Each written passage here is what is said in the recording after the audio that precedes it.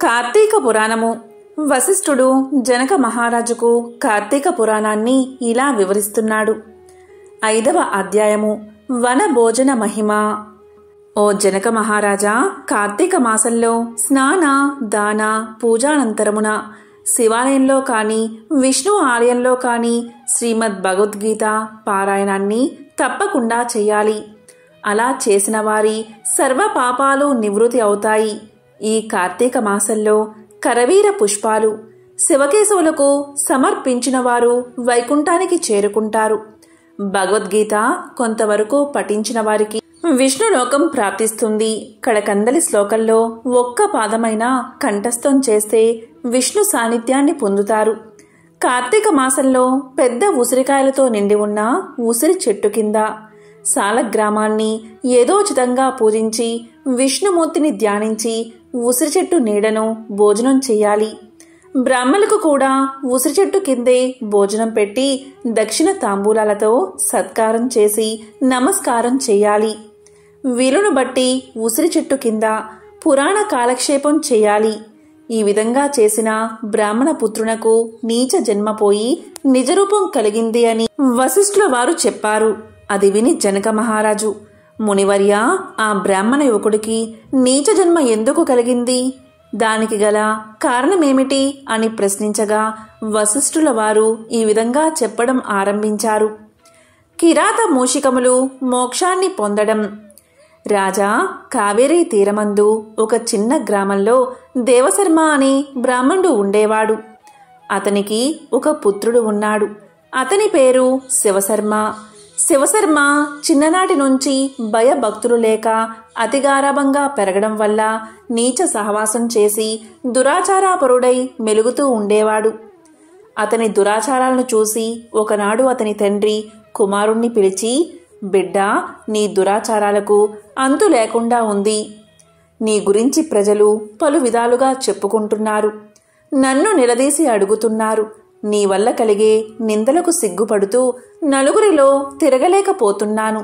కాబట్టి నీవు కార్తీక మాసమున నదిలో స్నానం చేసి శివకేశవులను స్మరించి సాయంకాల సమయమున దేవాలయంలో దీపారాధన చేస్తే నీవు చేసిన పాపాలు తొలగిపోవడమే కాదు, నీకు మోక్ష ప్రాప్తి కూడా కలుగుతుంది. కాబట్టి నీవు అలా చెయ్యి అని బోధించాడు. అంతట కుమారుడు ఇలా పలికాడు. తండ్రి, స్నానం చేయడం వంటి మురికి పోగొట్టుకోవడానికే, అంతేకాని వేరేది కాదు. స్నానం చేసి పూజలు చేసినంత మాత్రాన భగవంతుడు కనిపిస్తాడా? దేవాలయంలో దీపాలు వెలిగిస్తే లాభమేమిటి? వాటిని ఇంటిలోనే పెట్టడం మంచిది కదా అని వ్యతిరేక అర్థాలతో పెడసరంగా సమాధానం చెప్పాడు. కుమారుని సమాధానం విని తండ్రి, ఓరి నీచుడా, కార్తీక మాస ఫలాన్ని అంత చులకనగా చూస్తున్నావు. కాబట్టి నీవు అడవిలో రావి చెట్టు తొర్రయందు ఎలుక రూపంలో బతికెదువుగాక అని శపించాడు. ఆ శాపంతో కుమారుడైన శివశర్మకు జ్ఞానోదయమై భయపడి తండ్రి పాదాలపై పడి, తండ్రి క్షమించుము. అజ్ఞాన అంధకారంలో పడి దైవాన్ని, దైవ కార్యాలను ఎంతో చులకన చేసి వాటి ప్రభావాన్ని గ్రహించలేకపోయాను. ఇప్పుడు నాకు పశ్చాత్తాపం కలిగింది. నాకు శాప విమోచనం ఎప్పుడు ఏ విధంగా కలుగుతుందో దానికి తగు తరుణోపాయం ఏమిటో వివరించండి అని ప్రాధేయపడ్డాడు. అంతట తండ్రి, బిడ్డా, నా శాపాన్ని అనుభవిస్తూ మూషికమై పడి ఉండగా నీవెప్పుడు కార్తీక మహత్యాన్ని వింటావో అప్పుడు నీకు పూర్వ దేహస్థితి కలిగి ముక్తిని పొందుతావు అని కుమారుణ్ణి ఊరడించాడు. వెంటనే శివశర్మ ఎలుక రూపాన్ని పొంది అడవికి పోయి ఒక చెట్టు తొరల్లో నివసిస్తూ ఫలాలు తింటూ జీవిస్తూ ఉన్నాడు. ఆ అడవి కావేరీ నదీ తీరానికి సమీపంలో ఉండడం వల్ల స్నానార్థమై నదికి వెళ్లేవారు అక్కడున్న ఆ పెద్ద వటవృక్షం నీడన కొంతసేపు విశ్రమించి లోకాభిరామాయణం చర్చించుకుంటూ నదికి వెళ్తూ ఉండేవారు. ఇలా కొంతకాలమైన తరువాత కార్తీక మాసంలో ఒక రోజున మహర్షి అయిన విశ్వామిత్రుల వారు శిష్య సమేతంగా కావేరీ నదిలో స్నానార్థమై బయలుదేరారు. అలా బయలుదేరి ప్రయాణపు బడలిక చేత మూషికం ఉన్న ఆ వట వృక్షం కిందకు వచ్చి శిష్యులకు కార్తీక పురాణాన్ని వినిపిస్తూ ఉన్నారు. ఈలోగా చెట్టు తొర్రలో నివసిస్తున్న మూషికం వీరి దగ్గరున్న పూజా ద్రవ్యాలలో ఏదైనా తినే వస్తువు దొరుకుతుందేమో అని బయటకు వచ్చి చెట్టు మొదట నక్కి ఉండింది. అంతలో ఒక కిరాతకుడు వీరి జాడ తెలుసుకుని వీరు బాటసారులై ఉంటారు, వీరి వద్ద ఉన్న ధనాన్ని అపహరించవచ్చు అనే దుర్బుద్ధితో వారి దగ్గరకు వచ్చి చూడగా వారందరూ మునీశ్వరులే. వారిని చూడగానే అతని మనస్సు మారిపోయింది. వారికి నమస్కారం చేసి, మహానుభావులారా, తమరు ఎవరు? ఎందుకు వచ్చారు? మీ దివ్య దర్శనంతో నా మనస్సులో చెప్పరాని ఆనందం కలుగుతుంది, కాబట్టి వివరించండి అని ప్రాధేయపడ్డాడు.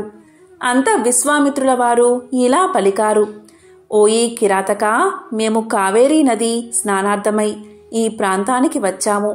స్నానాన్ని ఆచరించి కార్తీక పురాణాన్ని పఠిస్తున్నాము. నీవు ఇక్కడ కూర్చుని సావధానుడివై ఆలకించు అని చెప్పారు.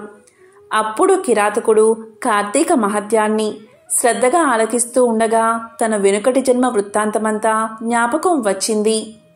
పురాణ శ్రవణం అయిన తర్వాత ఆ మునీశ్వరులకు ప్రణమిల్లి తన పల్లెకు వెళ్ళిపోయాడు కిరాతకుడు. అలాగే ఆహారానికై చెట్టు మొదట దాగి ఉండి పురాణమంతా వింటున్న ఎలుక కూడా తన వెనుకటి బ్రాహ్మణ రూపాన్ని పొంది ఇలా పలికింది: మునివర్య, ధన్యోస్మి. తమ దయ వల్ల నేను కూడా ఈ మూషిక రూపం నుండి విముక్తుణ్ణి అయ్యాను అని తన వృత్తాంతమంతా చెప్పి వెళ్ళిపోయింది. కనుక ఓ జనక, ఇహంలో సిరి సంపదలు, పరలోకంలో మోక్షం కోరుకునేవారు తప్పకుండా ఈ కార్తీక పురాణం చదివి ఇతరులకు వినిపించాలి అని వశిష్ఠుడు జనక మహారాజుకు తెలియచేశాడు. ఇట్లు స్కాంద పురాణాంతర్గత వశిష్ఠ ప్రోక్త కార్తీక మహత్యమందలి 5వ అధ్యాయము 5వ రోజు పారాయణం సంపూర్ణం.